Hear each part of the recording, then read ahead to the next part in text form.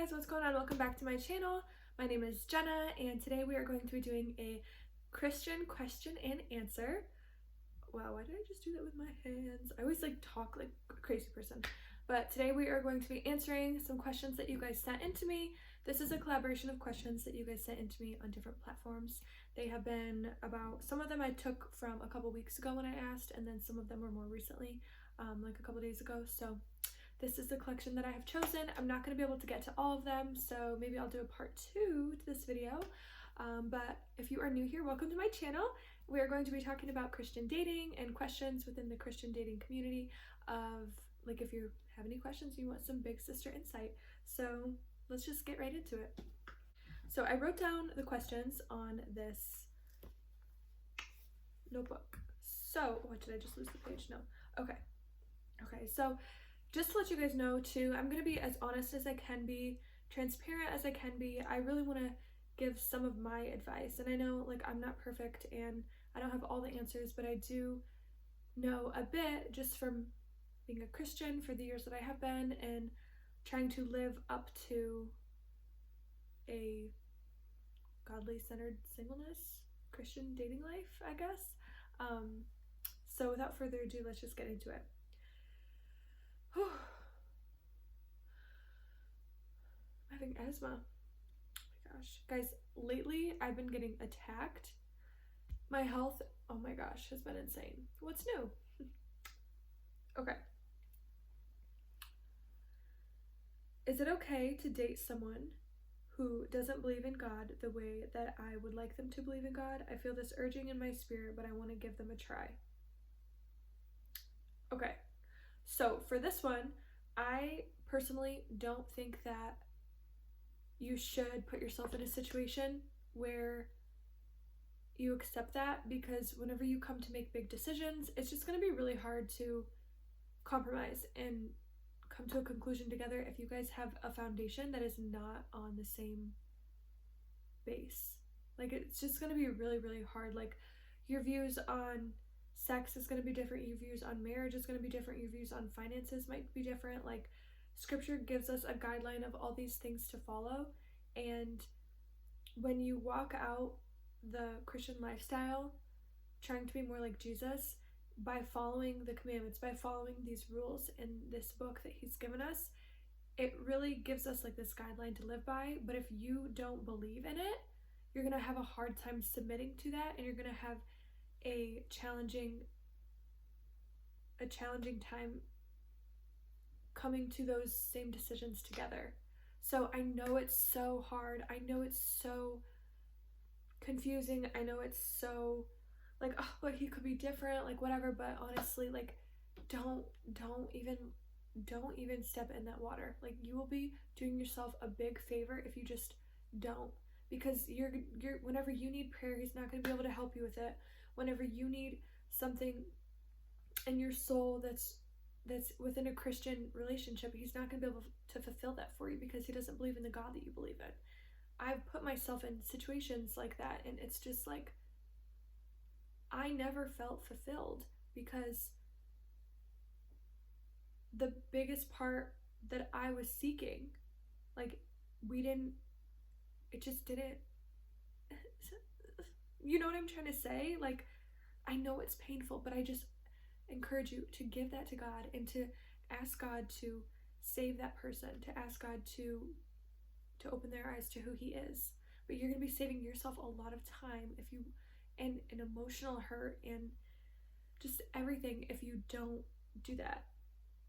That's just my experience, and I know some people might come on here and bash me for that, and everyone has their own take on it, right? But I'm just speaking from my own personal experience, and I just don't think it's a good idea. So the next question is, I keep going on and off with an ex. We are both saved and love Jesus. I just don't know if I am attracted to him physically or not. I know it's not all about looks, but this is something that I've struggled with figuring out the best. Katie. Okay, so Katie, for this one, I would say that physical attraction is an important part of a relationship. I think so. And that's not a bad thing. So don't like shame yourself for thinking that. Like, you know, we're attracted to different things and qualities in people, right? It's not the most important thing. No, it's not. But that's actually a really hard question. But I kind of went through something like this when I was dating someone on and off in California for, it was a long time ago, like years back, but basically I wasn't sure if I was attracted to him. Like he was attractive, like he was in shape and everything, but there was just something off. And I believe that if there's like this offset in your spirit, that I believe that that is God trying to check you and trying to bring your mind open to maybe get your attention. Like, this isn't for you. I would just encourage you to keep on praying on it. And I don't think that you should have that sense of uncertainty. I think that you should know, right? Like, it's supposed to be like a peaceful thing. It's supposed to be a thing that makes you feel secure. It's supposed to be a thing, like, you should be attracted to your spouse. Like, I think attraction is really important. I personally could not be in a relationship where I'm just not attracted to them. Like, attraction is a huge part for me. It's not the most important part, boys and girls, but it is important. Like, you're gonna be intimate with this person. Like, you know, attraction has to play some role in it. But I know whenever you get to know someone better, the attraction level can go up. But I would say that it sounds like something is off, and I would just keep on praying about it. Maybe go to people around you that give you like a lot of influence. But I would say something is off if that's the case. Next question is, do you miss having sexual relationships? Wow, right to the point. To be honest, guys, I mean, yes, parts of it, yes, I do miss. Parts of it, I don't miss. I think what I used to do in past situations is I would kind of count on that to like glue us together, and I mean that in like an emotional way. Like, okay, now we're tied together, so it's like now like we can't leave each other, even though that we all know that that doesn't work. Like, don't get me wrong, like, sex is fun. Sex is really fun. I can't wait till I'm married and I can have sex all the time. But right now, like, I believe that you reap what you sow, and whatever you practice in your singleness manifests into your marriage. So I just believe now that, like, I want to practice my purity. I want to practice saying no. I want to practice controlling these thoughts so that they don't control me, because I want to make sure that I am in a marriage that God is going to bless and that he's going to protect, and that I'm doing everything within my power to get there. But yes, I do miss it, but I know that it's going to happen again. I dated a guy and we go to the same church. We broke up. Should I go to a different church now? Well, this one is a really hard question again. I wouldn't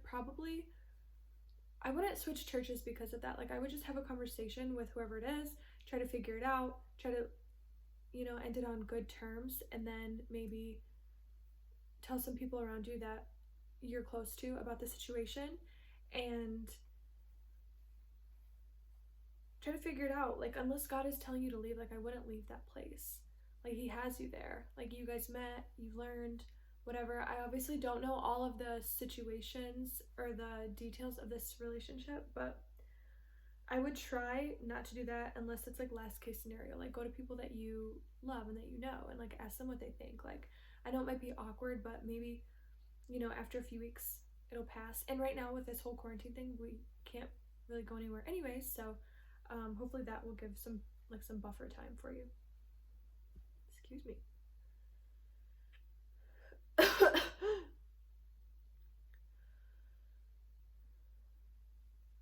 How do you find a guy? Okay, the next question is, how do you find a guy who wants the same thing as you? Not hookups. They all say that they want the same thing as you, and they acted in the beginning, and then they end up changing. Do you have any tips to avoid this cycle? Yeah, so this one is,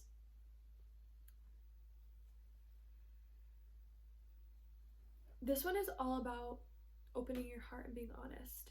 And that's what we sacrifice whenever we date, is we open our heart. And if you're opening your heart, there's a chance that something can happen and someone will deceive you, that you might find the love of your life, they might change their mind. I don't know, like there's all these endless possibilities.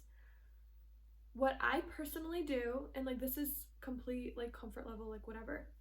Oh my gosh, my hair. But what I personally do is I just say straight up, like, what are you looking for? Like, what are you looking for? Let them answer, give them the opportunity to talk without judging them. And, say, like, no pressure, just, be honest. Like, I'm just trying to get to know you, trying to get to know, like, who you are, like, what you're about, But I would definitely ask, like, what are you looking for? And don't be afraid, like, go in confident, like, girl, like, or boy, like, whoever you are, like, I know what I want. I know what I don't want. Like, we're just trying to get to know each other to see if, like, we would be a good fit for this portion we call life, It's okay and it's completely valid to ask questions. Like, you should ask, like, oh, what do you want? Oh, what's something that I've hurt you? Like, it's good to get into, like, some important questions. And, what's your stance on marriage? What's your stance on sex? What's your stance on faith? What's your stance on, like, there's so many different things. I would just literally just ask them. And if it's the right person, they're going to accept it. And if it's not, then you move on and you continue to look forward, because the next person might be the one for you. There's this book that I'm reading called Feeding Your Appetite, and it kind of ties in with that last question and then the question before it. This book is about money, sex, food, work, and ego. What God intends for good can be the greatest enemy of a healthy life. So this book is so good. I'm loving it. It's about controlling what is controlling you. So we live in a world where we are constantly just like our minds. It's not, half the time it's not even the world. It's just like, it's me. Like, I am in my own way. And this kind of helps categorize what is important versus what is not important. It helps you think on basically controlling your thoughts. I just want to read this little part in it, if that's okay too. Like anyone's gonna tell me no. No, I'm just kidding. Alright, so there's this one part right here. This is one of my favorite scriptures. It's, but seek first the kingdom of his righteousness, and all these things will be given to you. That's Matthew 6:33. So that's the first part of the chapter. And then I'm just gonna read this one chapter real quick. This is cultivating a divine appetite. Just so you guys know too, on Wednesday, April 22nd, my first worship song is being released, so make sure you guys pre-save it on Spotify. I will link everything down below for you guys. It's a beautiful, beautiful song. So I just want to read like a little part of this. So this is John 15:5. Jesus describes himself as the vine, with us growing out of him as branches. Through him flows life, and apart from him we can do nothing. Jesus is the most important part of anything and everything you do. Think, feel, and say. So this explains him as the vine, right? And like whenever you're connected to the vine, you're going to have more nutrients. Whenever you're connected to the vine, you're going to have better mental health. You're going to have better clarity, better fruits of the spirit, right? That's what God teaches us. The fruits of the spirit: it's gentleness, compassion, forgiveness, thankfulness, peace, all these things. And then there's all these things that are not of God, which are guilt, shame. There's just so many things. I'm not gonna list them all, and my mind's going blank right now because I'm talking 1,000 miles per hour. But going back to the question, how do you find a guy who wants the same thing as you? Continue to ask God to reveal it to you, and whatever way that you're choosing to date, make sure that you just get your points across. Like, just state what you want, what you don't want, and don't be afraid to say it. And if they don't like it, then they can run away. You can say bye. It's okay. Like, some people just are not meant to be together, and that's okay. Like, other people are better together, and that's okay. But don't give up on that, and I would say learn to control your appetite. Okay, but this book really is so good. Okay, the next question is, I've noticed on your social media you talk about some of the health issues that you're going through. I was wondering if this has personally affected your dating life, and if you would have any advice for someone that has health issues that also wants to date, but they're scared that someone won't be with them because they have something wrong with them. Oh gosh, that was a long one. Yeah. Okay, so for that, I completely have breath. Literally, I have asthma. Did you hear that? Okay, so basically, this one just comes down to the person that you're talking to. And something that I'm learning through the health issues that I have is to really rely on God and not to rely on another person to make me feel comfortable or happy, even though it's good to lean on other people and it's good to get advice from other people and to share your burdens so that we can fulfill the law of Christ, right? But I think the main takeaway from this is, yes, it has affected my dating life, but I have to believe and know that I believe that it's God guiding my dating life. I believe that He's put these restrictions on me for this time, and it sounds like a burden, but it's actually a blessing because it's choosing me to navigate and say no to these guys that I would have said yes to before. It's making me navigate and say no to these trips that I would have said yes to before. It's making me decide and say no to these things, these people that like seem that they have everything figured out and they're these great Christians, but later on they're just human and they're flawed and the situation wasn't as good as I thought it was. So it's kind of forcing me to find someone that is patient, that is kind, that has extra love in their heart, that has a relationship with Christ. So he knows that God told him that I am for him. So he knows that God told him that God will provide a way for me, that God will provide a way for us. And that's what I'll encourage you if you're dating and you have like a condition where you are nervous to tell them, or maybe it's depression or anxiety, or I don't know, like I have a disease, EOE and GERD. Like I have these things, like you can just literally, what I do is I just tell the person, someone will be like, oh, like, hey, how are you? Like, I'd like to get to know you or something. And I'll be like, yeah, you know, you ask them if they're Christian, like yada yada. And then it just comes up natural in conversation. But I would definitely tell them, and it's the same thing as before. Like, if they run away from you, then they're not the right one. Because the one that God has for you, like, God will tell them, God will give them confirmation, like, this is hard right now, but like, this isn't the portion that I have for her life. This is hard right now, but this is teaching her to rely on me, not you completely. You know, this is teaching her to not idolize men. It's teaching her to keep her focus on me. So I would take that out of the equation and try to focus on, because we're all broken people. We're both broken people. Whenever two broken people come together, you're not a whole. It's two separate broken individuals coming together, and it's learning how to mesh your lives together and compromise for each other and help one another and grow one another and be better Christ followers together. That's what it is. And if they're not about that, then that's okay. It's okay. There are other people that will be, and he's not the man for you, or she's not the woman for you.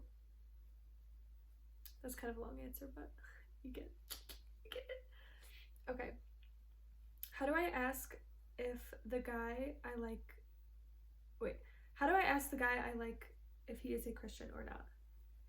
So this one is one of the first things that pops up. We have like a Christian lingo, I feel like me and other Christians, like you kind of just can tell, or God will give you like an idea if someone is a Christian or not. Like, for example, and this is going to answer another one of my questions, because someone asked, is it okay for a Christian to have Tinder, Bumble, or other dating apps or profiles? So I have a Tinder, I have a Bumble, I have a Christian Mingle account. I have so many dating accounts. I've gotten on and off with them before. I went through a period where I was literally single for like 3 years. I didn't go on any dates, whatever. Barely even looked at a guy. I would tell them that when they asked to date me, I'd say, I'm sorry, I'm married to the Lord. You gotta get out of here. Literally, I changed my Facebook status to married, and people would comment on my Facebook and be like, oh, when did you get married, honey? And I was like, I'm married to the Lord. It's just me and him. Like, we're just going at this. it's just us. But you just gotta ask. You just gotta ask. Literally what I do is I'll be like, oh, so what's your stance on faith? Or, oh, no pressure or like to ruin the vibe of this conversation, but what's your stance on Jesus? You know, and you will be able to tell. This is why I like doing it over the phone, like on a call, because you'll be able to tell like their voice, everything. I've had guys that have lied to me. I have guys that have said that they aren't Christians, and then you can just tell them like, okay, like I appreciate this call, like you seem like a nice person. You can decide whether you want to shut that down or not. I personally have shut those situations down, but it's okay for transparency too. Like I was talking to this one guy I met, and I asked him where he was with his faith, and he was honest, and he was like, I'm not sure like where I'm at. Like I've had a lot of background with Christian theology, and like I talk to God, but I'm not sure exactly. I'm confused. And like listen to these people talk. Like don't just treat them like they're disposable, right? Like get to know them, and then like pray for them. Like after I got off, like usually what happens is like if I meet someone or if I have a phone call with them, after I get off the phone, I will literally pray for them. I will pray for their salvation. I went through this period like a couple weeks ago where I was FaceTiming guys. This is gonna sound like you guys are gonna think I'm like psychotic, but I had a Tinder account. I still have it. But I went through this mission. Like I felt like I was supposed to FaceTime all these guys and like pray for them and like get their minds stirring about who God is. And I've done that with like a handful of people, and I've been like watching their faith grow, and it's really, really interesting. And like I'm not talking to them like that. Like we're not dating, we're just like friends. But well, I don't know. We'll see. One's a little different, but okay. Anyways, back to the story. You just gotta go with it. You just gotta ask. You just gotta be real. You just gotta say, this is what I want, and this is what I need in order to feel satisfied in a relationship. So if you don't want that, that's okay. Like we can be friends, but I'm just really not looking for that. Oh gosh. Okay. Oh, my back, guys. I'm getting old. So the next one is yeah. My asthma. Oh my gosh. I'm gonna be honest. I'm exhausted, and I had to take Benadryl before this because I was freaking out. My allergies were terrible. So I think I'm going to wrap it up, and I will get back to you guys, maybe do another one, a second part to this one. Make sure if you're new to this channel that you subscribe. I hope that these questions helped navigate you guys a little bit in the direction that your life is going or your dating situations are going. I want to let you guys know that if you have any other questions, don't be nervous. Completely just ask away. You know, I'm an open book. So let's read the book. Let's read the chapters. But I love you guys.